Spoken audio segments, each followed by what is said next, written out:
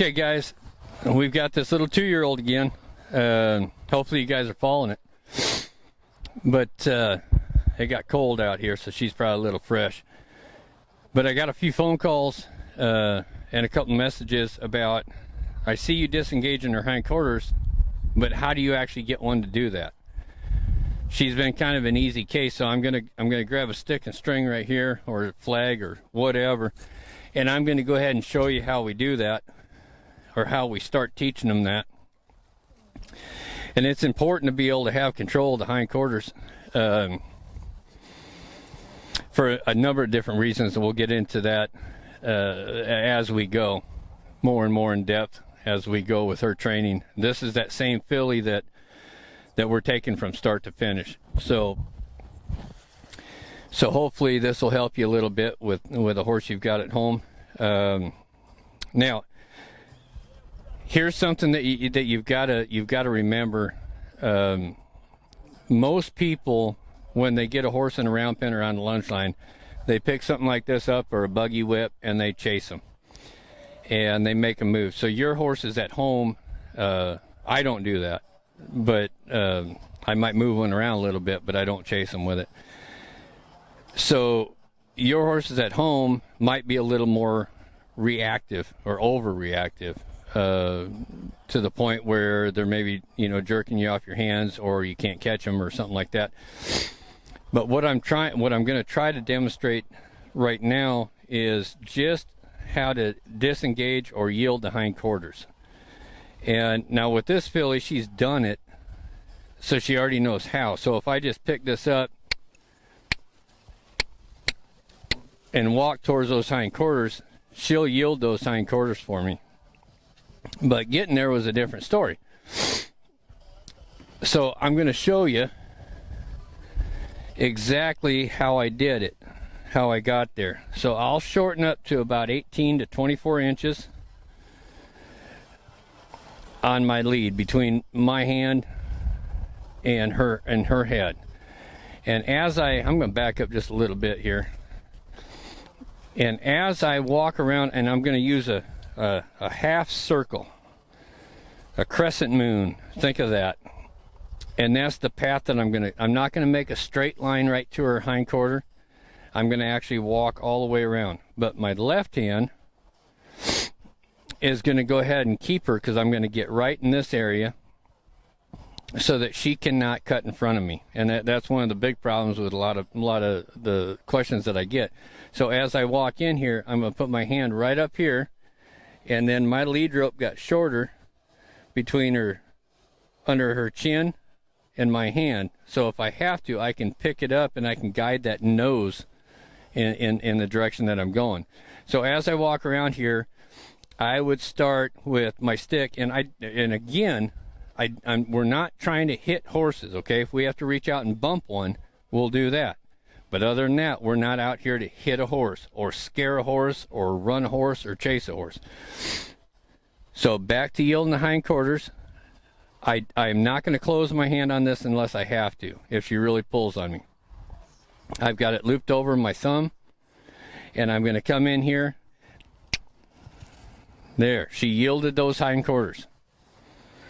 And I'm going to go ahead and walk her all the way around so you can see, because I have a feeling that we might not be on the view of the camera. So I'm going to do it again just in case you can see.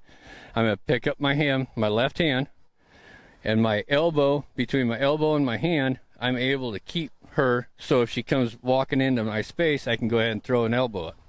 But I'm going to go ahead and go back over here, walk that crescent moon shape. There we go. Now, once she does what I ask her to do, I get all sorts of quiet, okay? I use the same device that I asked her to move with, and I just go ahead and love on her with it. Everywhere. Just be careful not to hit her, all right? These guys have an adaptability to understand when we change, so when we change our energy. So in other words, this energy right here, or there, she just took a big deep breath. This energy here, I'm being, kind of random with the stick, and I'm being, I wouldn't call it abrupt, but I'm being just whatever, I'm picking it up, taking it away from her and putting it back on her, but I'm not hitting her. But then I come in here and I change my body language and I use maybe a cluck.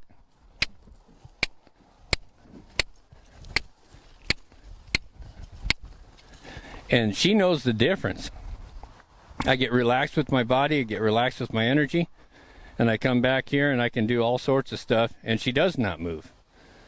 So that's pretty cool thing that they understand that. So that leads me to believe that they've got more ability to read us than what a lot of people really think. So again, getting the horses to disengage their hindquarter. This is very important. This is groundwork 101. It's going to help a lot when we start riding and getting on them and doing some more maneuvers. This is just the start. So I'm going to pick my left hand up. It's just draped over there. And some of you at home might have to close your hand and maybe bump your horse a little bit with the halter. But I'm going to come in here. There, she's not moving so much. So I'm going to reach out and bump her and just remind her what that means. There we go. And then come right back in here with a different type of energy. Very confident energy, but very calm energy. And just relax with her a little bit. And of course, like everything else, we're going to do it on both sides. So I'm going to bring her back over here again. I'll switch hands. She's wanting to kind of block me from being on this side. I might come in here and talk to her a little bit. Love on her with my stick there. Shorten my lead up just a little bit. So again, 18 to 24 inches between my hand and under her chin. I'll come in here and cluck. Then pick my stick up. Get your feet moving when you're doing this. See how she's almost beating me? And then come right back here. But she was almost getting to the point where she was getting in front of me. So this hand, that's why I had to move my feet so quick. Because this hand couldn't stop her. This hand couldn't stop her quick enough.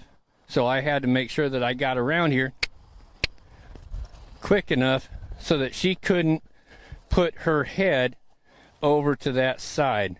And then I can't get to her hip. So that's important. So what I normally do is I got all my ducks in a row. I have my stick and string all set up. And then I've got my halter and lead rope just looped over my finger or my thumb. And then what I'll do is I'll step on this side of her, put my hand up so that now she can't block me from and try to get her head around so that I can't get over here. Otherwise I just start running around like a dumbass trying to get to her hip. So now I've got control over her head and neck so she can't block me. And then I can make my half circle.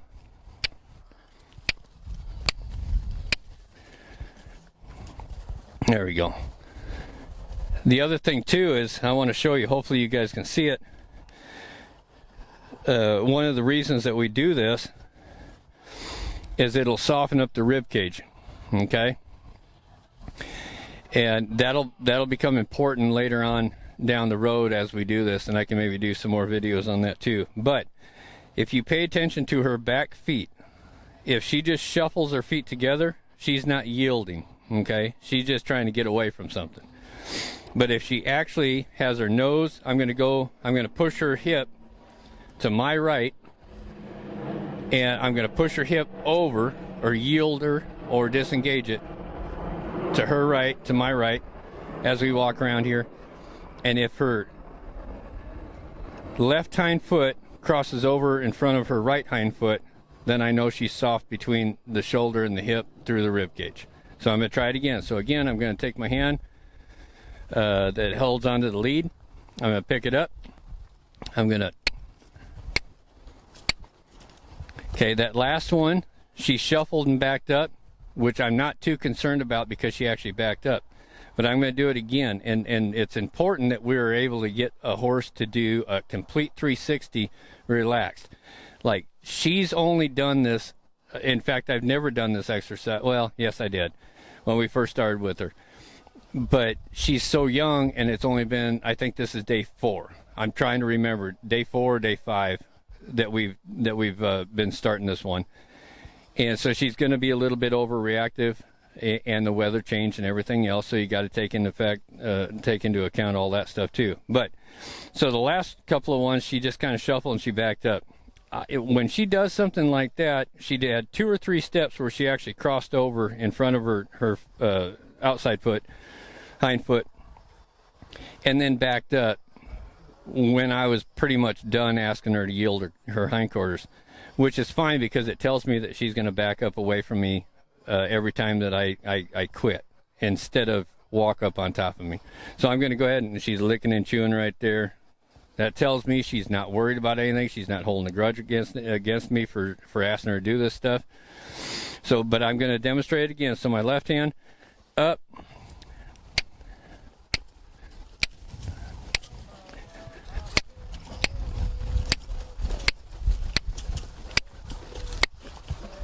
There we go. And I'll leave her alone right there. So that time I kind of took it to the extent where I went all the way around 360 degrees. And what you really want to have happen is that you can come in here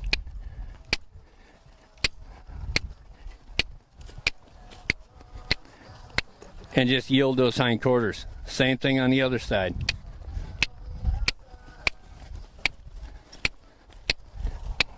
And again, I'm not, don't think for one second that I'm actually pulling on her.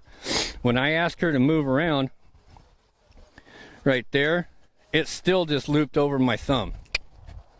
Okay? I am not closing my hand on that lead rope. And if you want your horses responsive and light in the mouth, light through their body, you've got to start it right now. Because if I started by pulling this horse and yanking this horse around, then I'm going to always have to yank this horse around. And then she'll just get bracy in her head and neck and face and her feet and her body and her rib cage and hip and everything else. So again, just coming in here. Be careful when you get back here if you haven't done all your homework. There we go. I felt her stiffen up a little bit, so I went ahead and kept doing it for a little bit more than I normally would. So again, my hand goes up in front of her eye there, on the side of her eye.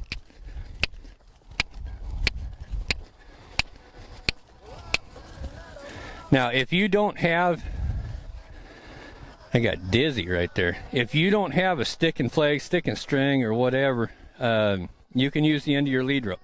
But I'm going to tell you right now that if you don't have at least a 12-foot lead, and you've only got a little short one, it's going to be a big, deep breath right there. It's going to be extremely hard for you to swing any of the tail at all without pulling on her face. Okay? So if I had half the lead that I have, so a 6-foot, I'd be stuck right here trying to swing something, and it'd only end up being just a little bit. Be a foot maybe, and that's not going to be effective. So get all your ducks in a row. The proper tools are essential. Just like if you go build a house or you're a mechanic working on a car, you've got to have the tools to be able to do what you're trying to accomplish. And I think I'm going to do one more video with this filly today, and then I've got another couple of videos that I'm going to do with this gelding over here, who's a little older, and he's had more hands on him, so he's got more bad habits. But hopefully we can, we're just going to keep starting the process of answering all your questions. So please feel free, in fact, I encourage it, to send me messages, ask me questions. Please do that.